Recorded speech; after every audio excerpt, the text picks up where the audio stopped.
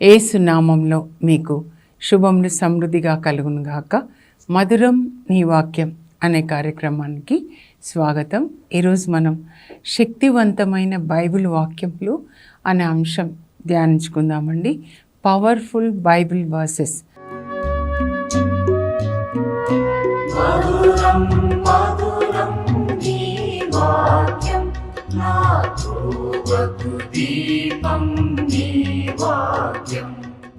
యాక్చువల్గా బైబిల్లో ఉన్న ప్రతి మాట కూడా శక్తివంతమైనదండి. The word has got creative power, అంటే సృజనాత్మకమైన శక్తి అన్నమాట. దేవుడు ప్రతీది కూడా మాటతోనే సృజించారు కదండి. భూమి ఆకాశములను వాక్యంతో సృజిస్తారు. భూమి మొక్కలు మొలిపించునుగాక అనగానే మొక్కలు వచ్చేస్తాయి. ఆకాశంలో జ్యోతులు అవతరించునుగాక, సూర్య చంద్ర తారకలు అవతరించునుగాక. అన్ని మాటతోనే కదా వస్తాయి. అందుకే మాటలు మనం నోటితో పలుకాలండి.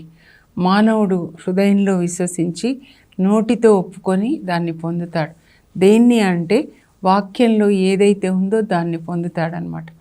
యేసు ప్రభు పొందిన దెబ్బల ద్వారా నాకు స్వస్థత అని మీరు హృదయంలో విశ్వసించి నోటితో ఒప్పుకున్నప్పుడు అది జరుగుతుంది. దేవుని మాట రెండు విషయాలు. ఒకటి, మనకి హృదయంలో విశ్వాసం ఉండాలి, దాన్ని నోటితో ఒప్పుకోవాలన్నమాట. ఏదైతే వ్రాయబడిందో ఇవన్నీ కూడా దేవుని యొక్క వాగ్దానాలండి. 8500 వాగ్దానాలు దాదాపుగా బైబిల్లో ఉంటాయన్నమాట. మనం నోటితో ఒప్పుకోవాలి. ప్రభువే నా కాపరి, ఇక ఏ కొదవ లేదు అని నోటితో ఒప్పుకొని హృదయంలో విశ్వాసం లేకుండా ఉంటే ఎన్ని మాటలు చెప్పినా జరగదండి.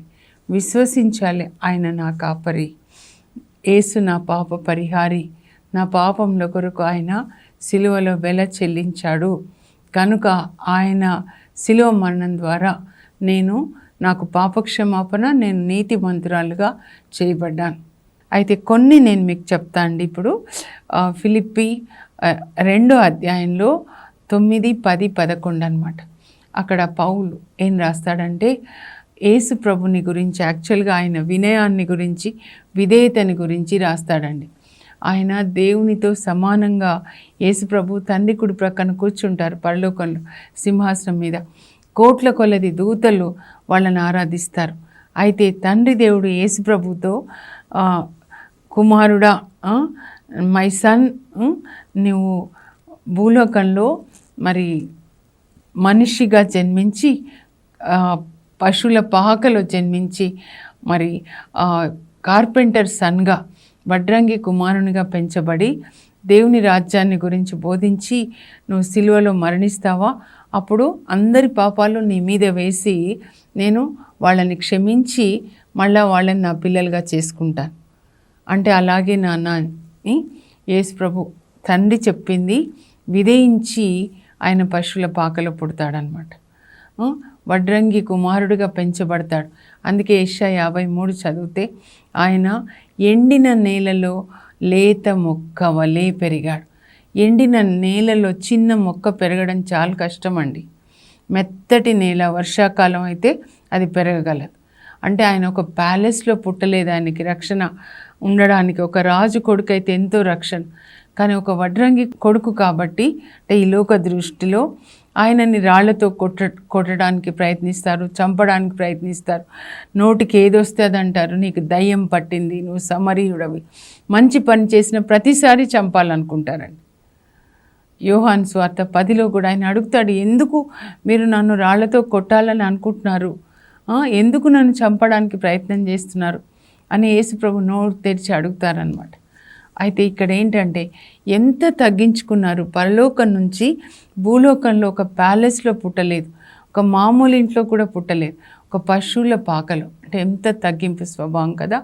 ఆయన దేవునితో తన సమానత్వాన్ని ఎప్పుడు కూడా పట్టుకొని వేలాడలేదు. తనను తాను రిక్తుని చేసుకొని, అంటే జీరో చేసుకున్నాడు. అంత పెద్ద అయినా జీరో చేసుకొని మానవ రూపం ధరించి, అందులో సేవక రూపం ధరించి, అంతేకాకుండా ఆయన తండ్రికి ఎంతవరకు విధేయించాడంటే సిలువ మరణం వరకు విధేయించాడు. ఎంత నేర్చుకోవాలండి పిల్లలు తల్లిదండ్రులకు ఎంత విధేయించాలి అని. అందువలన ఇంత తగ్గించుకున్నాడు అక్కడి నుంచి ఇక్కడ. కాబట్టి అందువలన దేవుడు ఆయనను హెచ్చించి అత్యున్నత సింహాసనమునకు ఆయన హెచ్చించి అన్ని నామముల కంటే ఘనమైన నామం ఆయనకిచ్చి ఏం చెప్పారు అనంటే, పరలోకంలో ఉన్నవి, భూలోకంలో ఉన్నవి, పాతాళలోకంలో ఉన్న ప్రతి ఒక్కటి కూడా ఆయన ముందు ప్రతి మోకాలు వంగాలి, ప్రతి నాలుక యేసుక్రీస్తు ప్రభు అని ప్రకటించాలి. ప్రభు అంటే అందరికీ ప్రభు అన్నమాట. పరలోక ప్రభు, భూలోక ప్రభు, కింద పాతాళలోకంలో ఉన్నవి కూడా, అంటే అంధకార శక్తులు కూడా. ఆయన నామంలో అన్ని మోకాలు వంగాలి, అందరూ ప్రతి నాలుక యేసుక్రీస్తు ప్రభు అని ప్రకటించాలి. యేసు అనంటే రక్షకుడు కదండి. మరి హీబ్రూ భాషలో మెస్సయ్య అంటారు, రక్షకుడే. యేసు అంటే జీసస్ అంటే సేవియర్, మనల్ని పాపం నుంచి రక్షిస్తాడు. క్రీస్తు అంటే క్రిస్తాస్ అంటే అభిషిక్తుడు అన్నమాట. అభిషేకించబడ్డాడు మనల్ని రక్షించడానికి అన్నమాట. యెషయా 61:1 ఉంటుంది అన్నమాట. యావే నన్ను తన ఆత్మతో అభిషేకించాడు, పేదలకి సువార్త బోధించడానికి, చెరలో ఉన్న వారిని విడిపించడానికి, గ్రుడ్డి వారి కన్నులు తెరవడానికి, బందీలకు విముక్తిని కలుగచేయడానికి, అనుగ్రహ వస్త్రాన్ని ప్రకటించడానికి. మనం ఎన్నిసార్లు యేసు క్రీస్తు అంటాం, కానీ క్రీస్తు అంటే ఏంటి? అది గ్రీక్ భాషలో మాట, గ్రీక్. మరి మెస్సయ్య అనంటే అది హీబ్రూ భాష. మరి యేసు అంటే తెలుగులో, జీసస్ అంటే ఇంగ్లీష్లో. ఎన్నిసార్లు కదా, అంటే మనల్ని పాపం నుంచి విడిపించేవాడు అనమాట. అందరూ కూడా, అందరికీ ఆయన ప్రభు అంట, 3 లోకాల్లో ఉన్న వాళ్ళందరూ కూడా. సో ఈ మాటని మనం నోటితో ఒప్పుకున్నప్పుడు ఏం జరుగుతుందంటే, సాతాను శక్తులన్నీ కూడా లోబడతాయండి. భూలోక రాజులందరూ కూడా లోబడతారనమాట. ఆయన రాజులకి రాజు, సార్వభౌముడు, సర్వోన్నతుడు. పరలోకంలో ఉన్న వాళ్ళు కూడా, మనం ప్రకటన గ్రంథం 5వ అధ్యాయంలో చూస్తే 11వ వచనంలో యోహాను ఏం దర్శనం చూస్తాడంటే, పరలోకంలో ఉన్న అందరూ ఆయనను ఆరాధిస్తున్నారు, భూలోకంలో ఉన్న అందరూ కూడా, మనుషులే కాదు సర్వజీవులు అంటే వృక్షాలు, జంతువులు ఆరాధించడం, కింద ఉన్నవి కూడా ఆరాధించడం చూస్తున్నాడు అనమాట. భూమి కింద ఉన్నవి కూడా ఆరాధించడం. మనం ఈ మాట నోటితో పలికినప్పుడు మనం ప్రకటిస్తున్నాము యేసుక్రీస్తు ప్రభు అని. కనుక అన్నీ కూడా లోబడి ఉంటాయి. అందుకే యేసు ప్రభు ఆజ్ఞాపించినప్పుడు మార్కు సువార్త 5లో ఒక వ్యక్తిలో 6,000 దయ్యాలు ఉంటాయి. సేన అంటే లీజన్, మిలిటరీ టర్మ్ అన్నమాట. 6,000 సైన్యాన్ని లీజన్ అంటారు మిలిటరీ టర్మ్స్లో. ఆయనలో ఒక వ్యక్తిలో అన్నీ ఉన్నాయి, కానీ యేసుప్రభు ఆజ్ఞాపించినప్పుడు అవి వెళ్ళిపోతాయి, ఇంకా ప్రార్థన చేస్తాయి, పోనీ మమ్మల్ని ఈ దేశంలోంచి వెళ్ళమని ఆజ్ఞాపించొద్దు అని. పోనీ అలా ఆజ్ఞాపిస్తే అగాధంలోకి వెళ్ళమని ఆజ్ఞాపించొద్దు, పందుల్లోకి వెళ్ళమని ఆజ్ఞాపించండి అని. అప్పుడు ప్రభు చూడండి, సరే అలాగే వెళ్ళండి అంటారనమాట. అప్పుడు వెళ్ళిపోతే ఆయనకు విడుదల కలుగుతుంది. అంటే అన్నీ కూడా యేసు నామంలో, అన్ని శక్తులు కూడా యేసు నామంలో మోకాలు ఉంచుతుంది. తర్వాత ప్రతి నాలుక యేసుక్రీస్తు అని ప్రకటిస్తారు. ఎందుకంటే ఆయన అంత వినయాన్ని కలిగి ఉన్నాడు. అంటే అప్పుడు ఏ పవర్ కూడా, కొంతమంది చెప్తారు సాతాను పనిచేసి, మనకి ఎందుకండి అసలు సాతాన్తో, మనకేంటి, మనకి జీసస్ ఉన్నారు, జీసస్ ఇచ్చిన వాక్యాలు ఉన్నాయి, పరిశుద్ధాత్మ ఉన్నారు, దేవదూతలు ఉన్నారు. వాళ్ళ గురించి చెప్పండి, మీరు వాళ్ళ గురించి మాట్లాడండి. మీ జీవితంలో యేసు ప్రభు చేసినవన్నీ మాట్లాడండి. ఎన్నో చేశారు, నాకు కూడా ఈరోజు నేను ఇక్కడ ఉన్నాను, సేవలో వాడుకుంటున్నారు, దేవదూతలు తోడుగా ఉన్నారు, పరిశుద్ధాత్మ నా ద్వారా పనిచేస్తూ ఉన్నారు. ఆయన యేసు ప్రభు తన రక్తంతో నన్ను కడిగాడు, నాకు నీతి వస్త్రాన్ని ఇచ్చాడు, పరలోకంలో నా కొరకు విజ్ఞాపన చేస్తున్నాడు, నా చుట్టూ దేవదూతలు కాపుదలుగా ఉన్నారు. యేసు ప్రభు చేసిన అద్భుతాలే చెప్తూ ఉండండి. మనకు వాళ్ళతో మనకేంటి పని? అన్నిటికంటే, అన్ని నామముల కంటే పైనామం యేసుని నామం. ఈ పాట పాడాలి, అన్ని నామముల కంటే ఘనమైన నామం. శత్రు సమూహముపై జయమిస్తాడనమాట. మనకి సాతాను శక్తుల మీద జయం, అన్నింటి మీద ఆయన అధికారాన్ని కలిగి ఉన్నాడు. నోటితో పలికినప్పుడు ఆ యేసు నామంలో దయ్యాలు వెళ్ళిపోతాయన్నమాట. యేసు నామంలో ఆజ్ఞాపించినప్పుడు, ఎందుకంటే యేసు నామము ఈ దయ్యాల కంటే కూడా గొప్పదన్నమాట. అపోస్తుల కార్యాలు 16:18 ఫిలిప్పీలో పౌలు సిలాస్లు సువార్త బోధిస్తూ వెళ్తూ ఉంటే ఒక అమ్మాయి పైథాన్ అనమాట, భూతావిష్టురాలు. ఏం భూతం అంటే పైథాన్ పట్టిందనమాట. ఆ అమ్మాయి వీళ్ళ వెనకాల పడి విసిగిస్తూ ఉందన్నమాట, వీళ్ళని రోజు విసిగిస్తుంది. మాటలు మాత్రం బాగున్నాయి, వీరు సర్వోన్నతుని సేవకులు, మీరు ఎట్లా రక్షించబడాలో వీళ్ళు మీకు బోధిస్తారు. They are the servants of the most high God and they will tell you, they will preach you how you can be saved. ఇంకా వెనక్కి తిరిగి చూస్తే ఆ అమ్మాయిలో భూతం కనబడుతుంది అనమాట. పరిశుద్ధాత్మ మనలో ఉన్నప్పుడు ఆత్మల్ని వివేచించేవారం. ఒక వ్యక్తిని చూస్తే ఏ స్పిరిట్ ఉందో ఆ వ్యక్తిలో మనకి పరిశుద్ధాత్మ బయలుపరుస్తారు. అమ్మాయిలో భూతం, ఏం భూతం అంటే సోదె చెప్పే భూతం అన్నమాట. యేసుక్రీస్తు నామంలో ఈమె నుండి వెలుపలికి రా అనగానే అప్పుడు ఆ దయ్యం వెలుపలికి వచ్చేస్తుంది, ఆ అమ్మాయికి విడుదల కలుగుతుంది. వంగుతున్నాయి కదండి ప్రతిదీ కూడా. యేసు నామంలో నీకు స్వస్థత కలుగును గాక, యేసుక్రీస్తు నామంలో నువ్వు లేచి నడు అన్నప్పుడు కుంటివాడు లేచి నడుస్తాడు. అపోస్తుల కార్యాలు 3:6 అనమాట. అంటే రోగాలు కూడా ఆయనకు విధేయిస్తున్నాయి కదా. ప్రతి ఒక్కటి కూడా యేసు ప్రభుకి విధేయిస్తుందండి. ఈ మాట మీరు నోటితో పలుకుతూ ఉండండి. అప్పుడు ఆయనని అంతగా మనం హెచ్చిస్తున్నాం కాబట్టి ప్రతి ఒక్కరు, ఈ లోకంలో ప్రధానమంత్రులు ఉన్నారా, ముఖ్యమంత్రులు, ఎమ్మెల్యేలు, ప్రెసిడెంట్స్ అందరూ కూడా ఆ యొక్క అధికారానికి లొంగాలి. అందుకే మనం పరలోకంలో 4వ అధ్యాయం చూస్తే దర్శన గ్రంథం ప్రకటనలో 24 పెద్దలు వాళ్ళ తలల మీద కిరీటాలు తీసి ఆ దేవుని సింహాసనం ముందు ఉంచి ఆయనని ఆరాధిస్తారనమాట. అంటే ఈ కిరీటాలన్నీ మీ నుంచే వచ్చాయి అని వాళ్ళ యొక్క అధికారాన్ని దేవునికి సమర్పిస్తున్నారనమాట. అది మనం తెలుసుకొని ఉండాలండి. ఇంకా రెండోది ఏంటంటే లూకా సువార్త 11:4 అండి. పరలోక తండ్రి, మీరు ఇలా ప్రార్థించండి. యేసు ప్రభు శిష్యులు వచ్చి అడిగినప్పుడు మాకు ప్రార్థన నేర్పించండి అంటే, పరలోకమందున్న మా తండ్రి, మీ నామం పరిశుద్ధపరచబడును గాక, నా ద్వారా నీ నామం పరిశుద్ధపరచబడాలి, నీ రాజ్యం వచ్చును గాక, నా ద్వారా రావాలి నీ నీతి రాజ్యం, ప్రేమ శాంతి రాజ్యం, నీ చిత్తం నెరవేరును గాక నా జీవితంలో.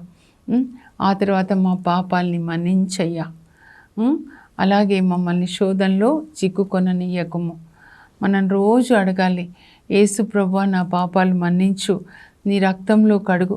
ఆలోచనలతో పాపం, కొన్నిసార్లు నోటితో పాపం అనుకోకుండా చేస్తాం కదా. దావీదు కూడా పాపం చేస్తాడు, కానీ ఎందుకు దేవుడు నా హృదయానుసారుడు అన్నాడంటే ఆయన వెంటనే దేవుని దగ్గరికే పరిగెత్తుతాడండి. నన్ను క్షమించు అని అడుగుతాడనమాట. 51వ కీర్తనలో చూడండి, నన్ను క్షమించు ప్రభా, ఈ సోపుతో కడుగు. అంటే ఇప్పుడు మనం ఏంటంటే నీ రక్తంలో కడుగు, నీ పరిశుద్ధాత్మ నా నుంచి తీసివేయద్దు, శోధనలో చిక్కుకొననీయకు. సాతాను ఎక్కడో ఒక చోట చిక్కుకొనేలాగా, ఎవరినో దేవుని చిత్తం లేని అమ్మాయిని చేసుకోవడము, లేకపోతే డబ్బు ఎక్కడో ఇన్వెస్ట్ చేయడము, అది మళ్ళీ కనబడకుండా పోతుంది. కొన్ని పొరపాట్లు ప్లాన్ చేసి పెడతాడు, వేట కానీ ఉరులు అని, వాటి నుంచి ప్రభు మనల్ని కాపాడతారనమాట. అందుకే మనం ప్రార్థన చేయాలి. ఈ వాక్యాలు నోటితో, ఈరోజు నన్ను శోధనలో చిక్కుకొనకుండా సాయం చేయి ప్రభా, నా పాపాలు మన్నించు. పాపాలని మన్నించినప్పుడు యేసు రక్తం నీతి వస్త్రంతో మనల్ని కప్పుతాడు. సాతానికి మన మీద అధికారం ఉండదండి. మనం పాపంలో ఉన్నప్పుడే అధికారం ఉంటుంది. దొంగలు దొంగతనము, అబద్ధాలు చెప్తే అప్పుడు కదా పోలీస్కి అధికారం ఉంటుంది. మనం కూడా పాపం ఒప్పుకున్నప్పుడు అది క్షమించబడుతుంది, క్షమిస్తారు ప్రభు. కనుక సాతాన్ అధికారం ఉండదు, యేసు ప్రభు అధికారమే మనకు ఉంటుంది అనమాట. ఇంకా లూకాలోనే 10:19 యేసు ప్రభు ఏమంటారంటే, శిష్యులు సువార్త బోధించి తిరిగి వస్తారండి. వచ్చినప్పుడు ప్రభా మీ నామంలో దయ్యాలు మాకు లోబడుతున్నాయి. వాళ్ళు యేసు నామంలో వెళ్ళండి అనగానే దయ్యాలు వెళ్ళిపోతున్నాయి.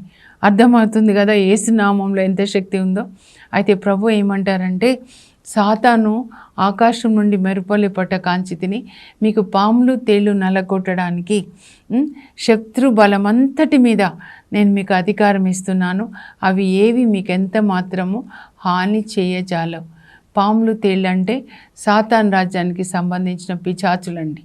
అనారోగ్యం కావచ్చు, పాములు అంటే వ్యభిచారం కావచ్చు, లేకపోతే సీసాలు కావచ్చు, ఇంకేదైనా తేళ్ళు అంటే మాటలతో ఇతరులని తేలుకొండిలాగా మాట్లాడడం, చాడీలు చెప్పడం, చూడండి టేల్ బేరర్స్ అంటారు కదా, కొండాలు చెప్పడం అన్నమాట. ఇవన్నీ రకరకాలు ఏమేమి పిశాచులు ఉన్నాయో యేసు ప్రభువు మాట పలకాలి, అవి ఏవి మీకు ఎంత మాత్రం హాని చేయజాలవు అని చెప్పారు యేసు ప్రభు అని రాయబడి ఉన్నది. ఇట్స్ రిటర్న్ అని చెప్పాలి. ఎందుకంటే దేవుని వాక్యాన్ని వ్యతిరేకంగా ఏది జరగకూడదు అనమాట. తర్వాత రోమా 8:38-39 పౌలు అంటాడు, యేసుక్రీస్తు ప్రేమ నుంచి మనల్ని ఎవరు వేరు చేయగలరు? మరణమా, వ్యాధుల, కష్టాల, సుఖాల? No one can separate us from the love of God. అంటే అంతగా దేవుణ్ణి ప్రేమించాడు. ఆయనకి లోకమంతా చెత్తగా కనబడుతుందండి. యేసుక్రీస్తు నా కొరకు ప్రాణత్యాగం చేసిన నా క్రీస్తు కొరకు నేను ఈ జీవితాన్ని జీవిస్తున్నాను. ఆయన ప్రేమ ముందు ఇవన్నీ మనకి చిన్నగా కనబడాలి, మన ప్రాణం కూడా చిన్నగా కనబడాలి. అందుకే మరణం కూడా నన్ను ఆయన ప్రేమ నుంచి వేరు చేయజాలదు. అలా చివరి వరకు బోధిస్తాడు కదండి. పేతురు కూడా అంతే కదా. రోమ్లో నీరో చక్రవర్తి పరిపాలిస్తున్న కాలంలో క్రైస్తవుల్ని ప్రతిరోజు చంపుతున్నాడు, వీధి దీపాలుగా వాడుకుంటున్నాడు. అయినా కూడా అక్కడ ఆయన 25 సంవత్సరాలు బోధిస్తాడు. పేతురు అంటే ప్రాణానికి భయపడలేదు. ఆయనకు తెలుసు ఆయనకు కూడా ఒకరోజు అలాగే మరణం వస్తుంది అని తెలిసి వాళ్ళు ప్రభువుని ప్రేమించారు కానీ ప్రాణాన్ని ప్రేమించలేదన్నమాట. అట్లా మనం కూడా యేసు ప్రభుని అట్లా ప్రేమించాలి. ఏ పరిస్థితి కూడా నాకు కష్టాలు వచ్చేసాయి, నాకు అప్పు బాధలు, అనారోగ్యం, నాకు దేవుడు ఏం చేయట్లేదు అని ఆయనను విడిచిపెట్టొద్దండి. ఇంకా చివరిగా ఇది ఒక్కటి చెప్తా అండి. యెషయా 54:17 అనమాట. ఏంటి అంటే ఇంగ్లీష్లో చెప్తా, ఇది రాయడము నేను నాకు అని మీరు అలా పలకాలని రాశాను అనమాట. No weapon that is fashioned against me shall prosper. Every tongue that rises against me I do condemn. This is my heritage as the servant of the Lord. My righteousness is from you, Heavenly Father. నాకు విరోధముగా రూపింపబడిన ఏ ఆయుధము వర్ధిల్లదు. నాకు వ్యతిరేకంగా మాట్లాడిన ప్రతి నాలుక నేను ఖండిస్తున్నాను. దైవ సేవకులకు సిద్ధించు భాగ్యం ఇది, నా నీతి పరలోక తండ్రి నుంచి వస్తుంది. అంటే నాకు వ్యతిరేకంగా రూపింపబడిన ఆయుధం అంటే ఆకాశ మండలంలో పిశాచులు ప్లాన్ చేస్తుంటాయండి.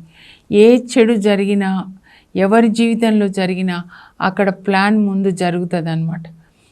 కొద్దిగా అలా వెళ్ళాము బయటికి, స్కూటర్ యాక్సిడెంట్ అయింది, లేకపోతే ఈ డిసీజ్ వచ్చింది, లేకపోతే వీళ్ళు మోసం చేశారు, రకరకాల ప్లాన్స్ చేస్తూ ఉంటారు. కానీ మనం ఈ మాట పలికినప్పుడు నాకు విరోధముగా రూపింపబడిన ఏ ఆయుధం వర్ధిల్లదు అని చెప్పగానే దేవుని యొక్క ఆత్మ వాళ్ళ ప్లాన్స్ అన్నీ క్యాన్సిల్ చేస్తాడనమాట. Jesus has come in order to destroy the works of the devil. సాతాన్ ప్లాన్స్ అన్నీ లయమైపోవును గాక. 33వ కీర్తన 10లో ఉంటుందండి. దేవుని యొక్క చిత్తమే నెరవేరును గాక. కొంతమంది మనుషులు మనకు వ్యతిరేకంగా మాట్లాడుతూ ఉంటారు. సో అవి కూడా మన మీద నెగిటివ్ పవర్ని రిలీజ్ చేస్తాయన్నమాట. అది కూడా కొట్టేశాలి. యాకోబు పత్రిక 3లో రాస్తాడండి, డివైన్ విజ్డమ్, డీమానిక్ విజ్డమ్ అన్నమాట. కొంతమంది ఆ డీమానిక్ పవర్స్తో నింపబడి మన మీద మాటలు మాట్లాడుతూ ఉంటారు, లేకపోతే మంత్రగాళ్ళు కూడా శపిస్తూ ఉంటారు, మనుషులే మాట్లాడుతూ ఉంటారు. అవి మన మీద పని చేయకుండా మనం ఈ వాక్యాన్ని నోటితో చెప్పుకోవాలండి. డెరిక్ ప్రిన్స్ గారు బుక్ నేను చదివాను. ప్రతిరోజు ఆయన భార్య చేతులు పట్టుకొని ఈవినింగ్కి వాళ్ళ మినిస్ట్రీ అయిపోతుంది, ఇంటికి వచ్చేస్తారు కదండి, ఈ మాట చెప్పుకొని పడుకుంటారంట డిన్నర్ తర్వాత. మాకు విరోధంగా రూపింపబడిన ఏ ఆయుధం వర్ధిల్లదు, మాకు వ్యతిరేకంగా మాట్లాడిన ప్రతి నాలుక మేము ఖండిస్తున్నాము. ప్రభు సేవకులకు సిద్ధించు భాగ్యం ఇది, మా నీతి పరలోక తండ్రి నుంచి వస్తుంది. మన సొంత నీతి కాదండి, మనం చేసిన దాన ధర్మాల నుంచి వచ్చే నీతి కాదు.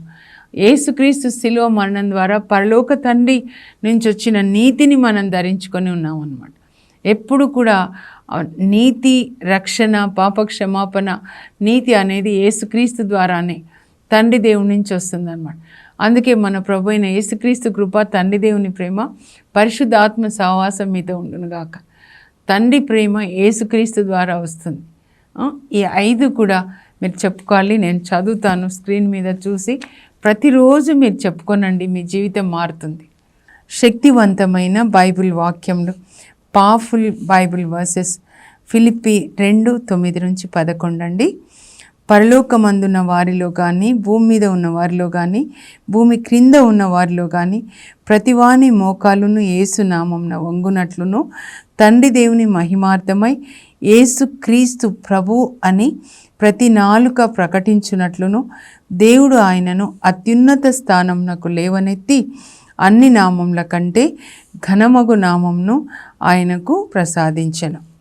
రెండోదండి, లూకా 11:4, పరలోక తండ్రి, మా పాపములను క్షమింపుము, మమ్ము శోధనలో చిక్కుకొన నీయకుము.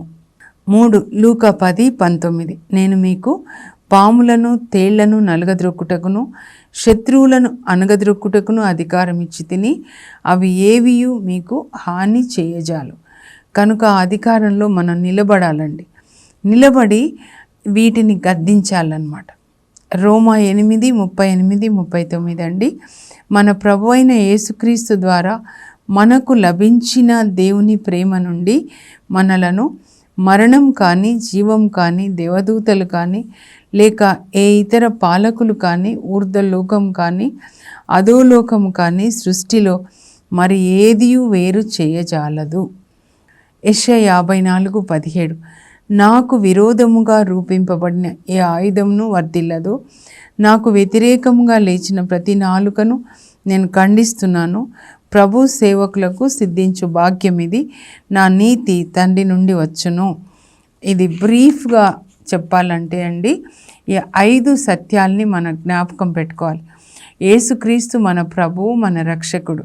దేవుడు మనల్ని మన్నిస్తాడు, విమోచిస్తాడు. క్రీస్తు నీకొసగిన అధికారంలో నిలువబడుము. క్రీస్తు ప్రేమ నుండి మనలను ఎవరునూ వేరు చేయజాలరు. ఏ ఆయుధమును నీ జీవితంలో దేవుని చిత్తంను నాశనం చేయజాలదు. Beloved, remember these 5 truths. Jesus Christ is our Lord and our Savior. God forgives and delivers those who trust Him. Christ has given you authority, so stand in your authority which Christ gave you.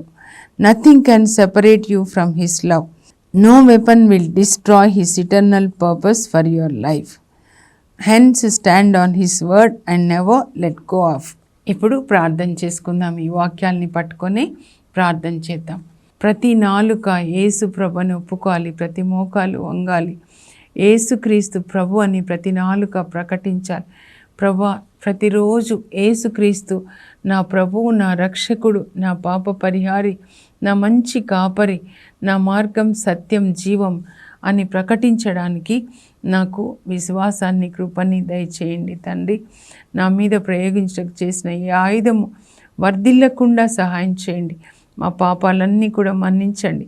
మమ్మ శోధనలో చిక్కుకొనకుండా మాకు సహాయం చేయండి. మీరు మాకిచ్చిన అధికారంలో నిలువబడి ప్రభా, ఎలా పౌలు నాయన గద్దించాడు దుష్ట శక్తుల్ని.